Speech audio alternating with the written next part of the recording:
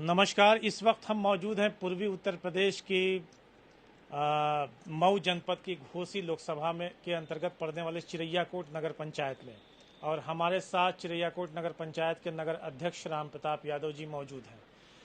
चुनावी जो समय है वो चलता हुआ अपने आखिरी चरण की तरफ पहुंच चुका है। देश की सबसे बड़ी पंचायत में अपने नुमाइंदों को चुनने की और चुन करके भेजने की जो कड़ियां हैं वो मिलती हुई 7वें चरण की तरफ आ चुकी हैं। आखिरी चरण का चुनाव जो है 57 सीटों पर पूरे देश में लगभग 8 राज्यों और केंद्र शासित प्रदेशों में होने जा रहा है। इसमें मुख्य रूप से जो राजनीतिक घटक हैं वो इंडिया गठबंधन से राजीव राय हैं समाजवादी पार्टी से, अरविंद राजभर एनडीए से सुभाष में हैं, एनडीए से उनका गठबंधन है सुभाषपा से, और ये बालकृष्ण चौहान जो है बसपा से हैं। मुख्य रूप से ये 3 कॉन्टेस्टर हैं और जो चुनाव में अपनी अपनी उम्मीदवारी को मजबूती से पेश किए हुए हैं। घोसी लोकसभा का छोटा सा इतिहास, ये छोटे में अगर इतिहास बताएं में तो 1957 में जब इसका गठन हुआ था तो इस लोकसभा में से कांग्रेस के टिकट पर पहली बार उमराव सिंह सांसद बने थे। उसके बाद इसमें वामपंथ का ऐसा रंग चढ़ा कि 1962 और 67 में एक जमींदार परिवार के जय बहादुर सिंह सांसद हुए सीपीआई से, और उन्होंने गांव और गरीबी के लिए लड़ाई लड़ी थी और उर्दू को दूसरी राजभाषा का दर्जा दिलाने के लिए भी उन्होंने लड़ाई लड़ी थी, जिसलिए उन्हें शहीद उर्दू भी कहा जाता है। तो आज हम इस चुनावी क्लेवर को समझते हुए एक जनप्रतिनिधि से बात कर रहे हैं, नगर अध्यक्ष चिरैयाकोट से, और उनसे हमारा पहला सवाल ये होगा सर कि इस चुनावी क्लेवर में घोसी लोकसभा के चुनाव को आप किस तरह से देखते हैं? देखिए, जो घोसी लोकसभा का चुनाव हो रहा है या पूरे देश में, पूरे भारतवर्ष में जो लोकसभा का चुनाव हो रहा है, वह चुनाव जो है गरीबों अमीरों के बीच हो रहा है। यह चुनाव जो है संविधान रहेगा कि संविधान नहीं रहेगा, इसके बीच हो रहा है। यह जो है चुनाव बाबा साहब भीमराव अंबेडकर जी की जो संविधान के माध्यम से दलितों, पिछड़ों, बुनकरों, अल्पसंख्यकों, मजलूमों को जो सरकार की तरफ से सहायता दी जाती है वह रहेगी कि नहीं, इसके बीच यह चुनाव हो रहा है। आपने राजनीतिक का कहरा अपने जीवन के शुरुआती दौर से ही पढ़ा है। नगर पंचायत चिरैयाकोट के चेयरमैन भी हैं। घोसी लोकसभा में जनता की तासीर जातिगत हिसाब से आप कैसे देखते हैं? देखिए, हम लोग जब बचपन छोटे थे, बचपन था हम लोगों का, तो हमारे पिताजी इस गांव के, पहले गांव आज भी ग्राम पंचायत है, पहले भी ग्राम पंचायत थी, मनाजिद जिसको कहते हैं लोग, तो वहां से ग्राम प्रधान थे। और हमारे जो नाना थे स्वर्गीय मोहित पहलवान आजमगढ़ में, वो भी जो है प्रधान रहे, सदस्य विधान परिषद के, सदस्य जिला पंचायत के वह जो है मेंबर रहे।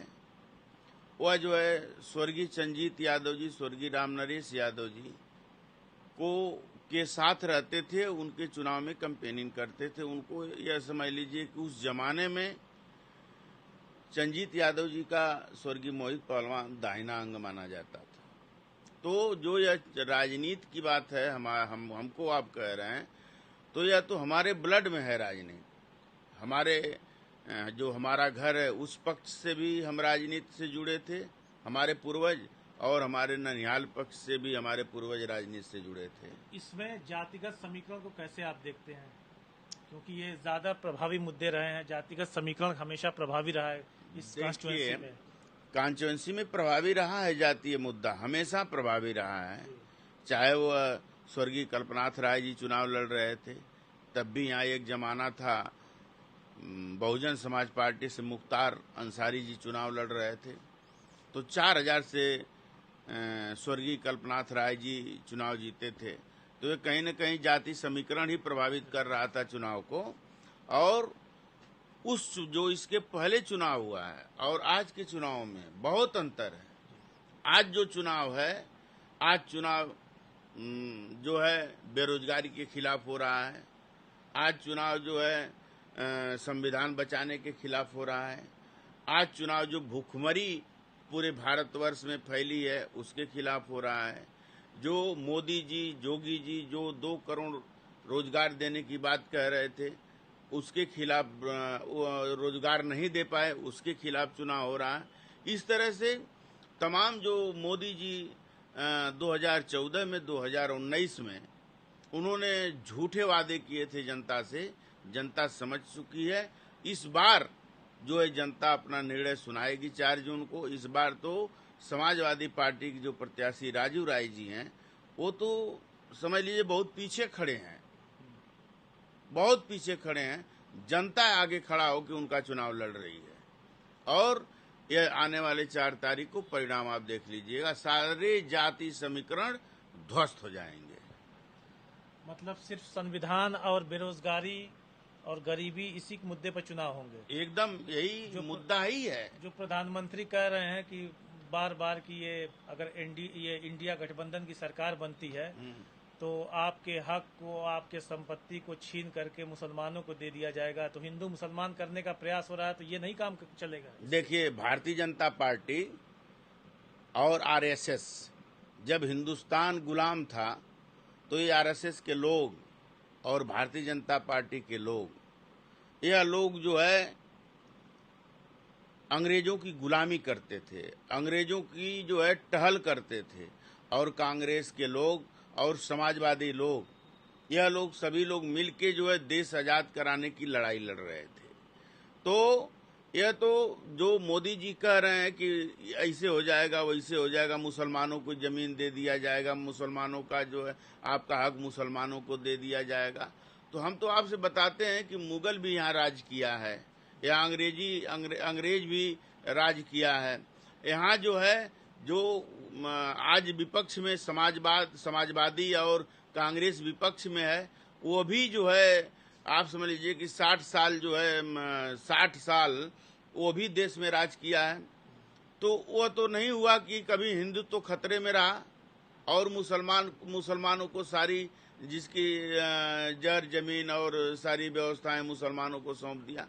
यह तो केवल भड़काने की बात है। और भारतीय जनता पार्टी आप समझ लीजिए कि यह केवल भड़काने की बात करती है। भारतीय जनता पार्टी जब विपक्ष में रहती है तो देश में दंगा कराने का काम करती है, और जब से भारतीय जनता पार्टी सत्ता में है, आप बता दीजिए कहीं दंगा हुआ? बताइए, कहीं दंगा हुआ पूरे देश में, पूरे प्रदेश में? दानिश भाई, कहीं दंगा नहीं हुआ।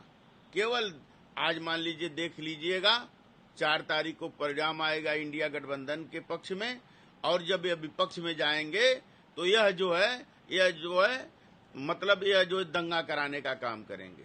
और महंगाई के बारे में जब यह कांग्रेस की सरकार थी तो 55 रुपया लीटर जो है पेट्रोल था, 30 रुपया लीटर डीजल था, और 300 रुपया 400 रुपया सिलेंडर था। आज जो है जब यह भारतीय जनता पार्टी के लोग विपक्ष में थे तो ही स्मृति ईरानी, राजनाथ सिंह जी, तमाम भारतीय जनता पार्टी के बड़े नेता सिलेंडर गले में बांध के घूमते थे। टमाटर और मूली, प्याज, सब्जी लगा के सिलेंडर रख के दुकान लगा के प्रदर्शन करते थे कि बहुत महंगाई हो गई, बहुत महंगाई हो गई।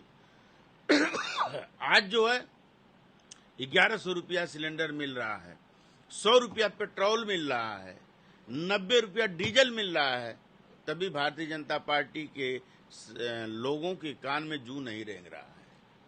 इससे सर एक सवाल तो ये भी निकलता है ना कि जब वो विपक्ष में थे तो महंगाई के ऊपर बहुत पुरजोर तरीके से, जोरदार तरीके से प्रहार करते थे, सरकार को घेरते थे। अब तो वो सत्ता में है, तो आज का विपक्ष कहीं से इस बात का आरोप तो आज के विपक्ष पे भी लगेगा कि वो सरकार को इस तरह से क्यों नहीं घेर पाई। देखिए, विपक्ष सरकार को घेरती है, और जो सरकार के खिलाफ जो धरना प्रदर्शन और जो आंदोलन होना चाहिए सब होता है, लेकिन भारतीय जनता पार्टी जो मोदी जी की सरकार है उसका जो है मीडिया पे पूरा वर्चस्व, मीडिया को जो फाइनेंस करते हैं लोग, और मीडिया पूरी खबर उसको नहीं चलाती है। आज के अगर युग में अगर यह जो है यूट्यूब नहीं होता, या नेट नहीं होता, या लोगों के हाथ में मोबाइल नहीं होती, सोशल मीडिया नहीं होता, तो यह जो है क्रांति नहीं होती। टीवी के भरोसे और जो बड़े बड़े चैनल हैं उनके भरोसे अगर हम रहेंगे तो आप समझ लीजिए कि वो तो केवल भारतीय जनता पार्टी की बात करते हैं। विपक्ष का जो एक बार नाम भी नहीं लेते हैं कि विपक्ष भी यह आंदोलन कर रहा है या धरना कर रहा है या प्रदर्शन कर रहा है या जाम कर रहा है। और देखिए, यह लोकतांत्रिक देश है। अंग्रेजी हुकूमत रही तब भी लोग धरना प्रदर्शन आंदोलन करके ही आज देश को आजाद कराए। और जब से भारतीय जनता पार्टी की सरकार बनी तब से देश में अगर कोई नेता अगर धरना प्रदर्शन का नाम ले लेगा, आंदोलन का नाम ले लेगा, फर्जी मुकदमा लिख के, इतना अत्याचार बढ़ गया है पूरे देश में, प्रदेश में अत्याचार भ्रष्टाचार इतना बढ़ गया है कि फर्जी FIR लिख के नेताओं को जेल में डाल दिया जा रहा है। तो इससे यह जो है, और जब इंडिया की सरकार बनेगी, इंडिया की सरकार बनने के बाद पूरी तरह लोकतंत्र पूरे भारतवर्ष में बहाल हो जाएगा। एक चीज देखने को ये उत्तर प्रदेश में ये भी दिखाई दे रहा है कि राजपूत समाज जो है कहीं न कहीं से नाराज चल रहा है सत्ता से इस वक्त, और उसका असर घोसी लोकसभा में देखने को मिल रहा है कि राजपूतों के विरोध का सामना करना पड़ रहा है अरविंद राजभर को। क्या कारण है, इसको कैसे देखते हैं आप? देखिए,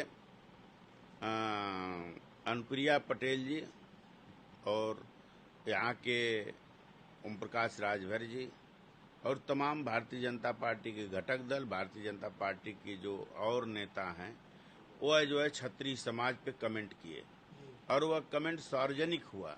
अब उसको मैं जो है आपकी माइक पे नहीं बताना चाहता हूँ। तो उससे जो है क्षत्रिय समाज रुष्ट है। और जब आदरणीय नेताजी हुआ करते थे उस समय 2012 में जब समाजवादी पार्टी की सरकार बनी तो उस समय तो पूरा क्षत्रिय समाज समाजवादी पार्टी के साथ था।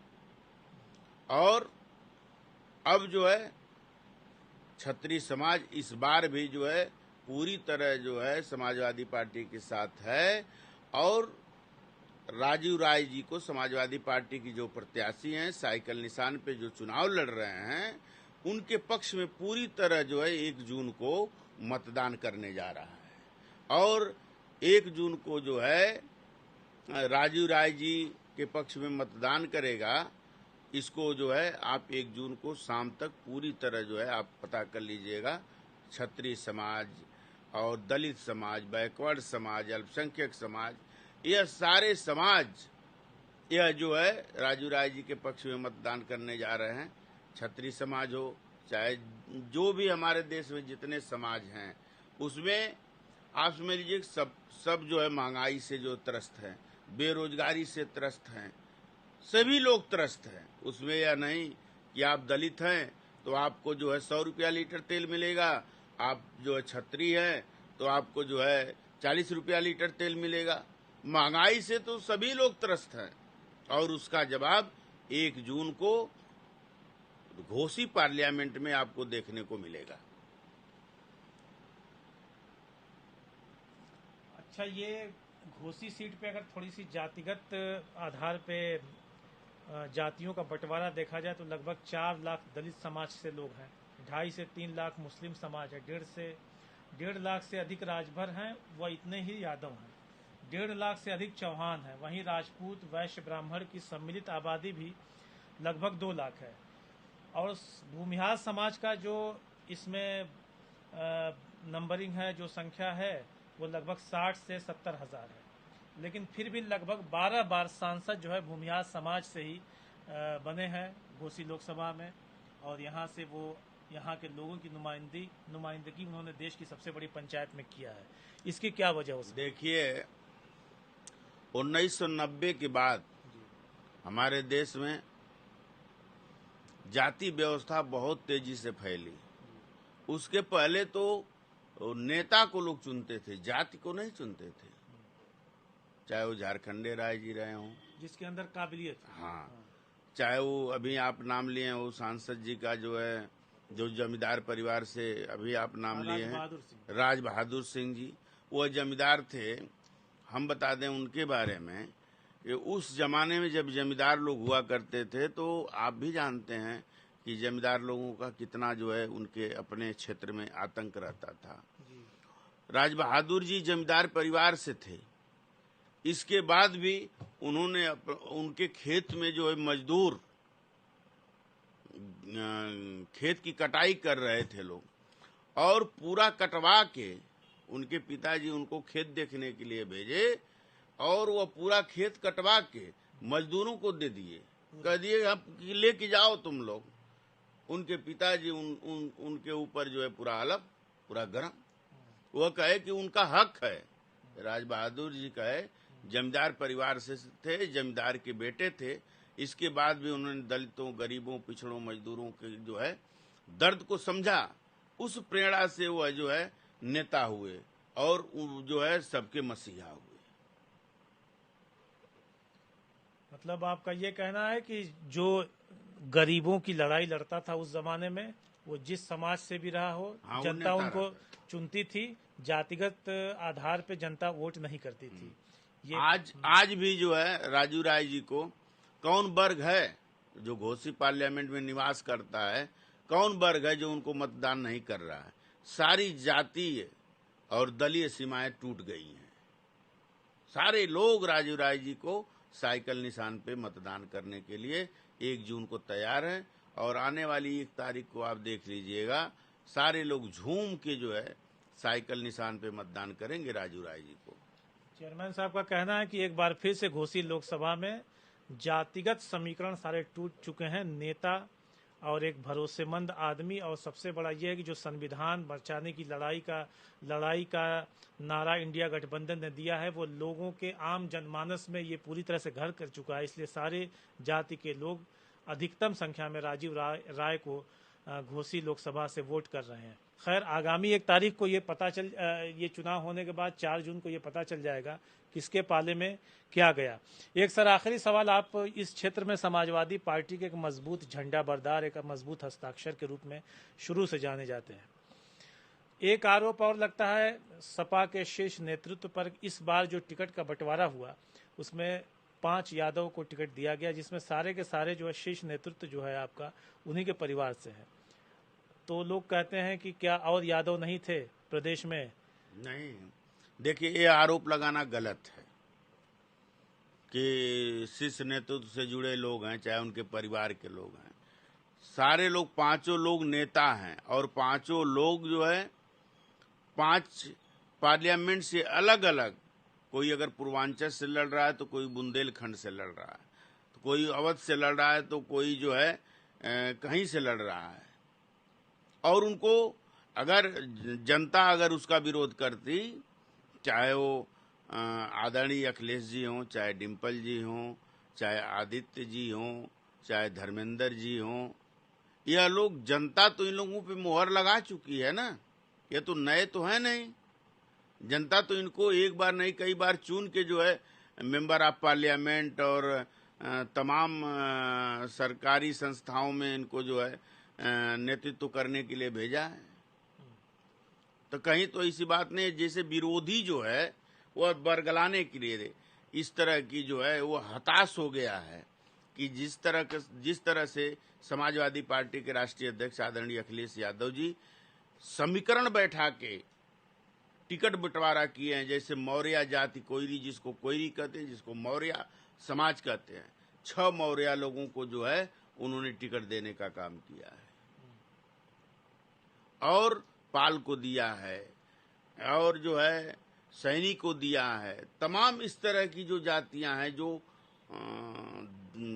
अति पिछड़ी जातियां हैं, सबको उन्होंने नेतृत्व करने का अवसर दिया है। और सभी लोग जो है इंडिया गठबंधन सारे रिकॉर्ड इस बार जो है तोड़ेगी और इंडिया गठबंधन जीतेगी। तो भारतीय जनता पार्टी का तो यह काम ही है कि दुष्प्रचार करना, लोगों को भड़काना, लोगों के एक दूसरे के प्रति जो है उन्माद फैलाना। तो इस तरह का तो उनका चाल चरित्र है। आप घोसी लोकसभा से नगर पंचायत चिरैयाकोट अध्यक्ष राम प्रताप यादव को सुन रहे थे। अपने राय को और अपने प्रतिक्रिया को आप कमेंट बॉक्स में ज़रूर दीजिएगा। बहुत बहुत धन्यवाद।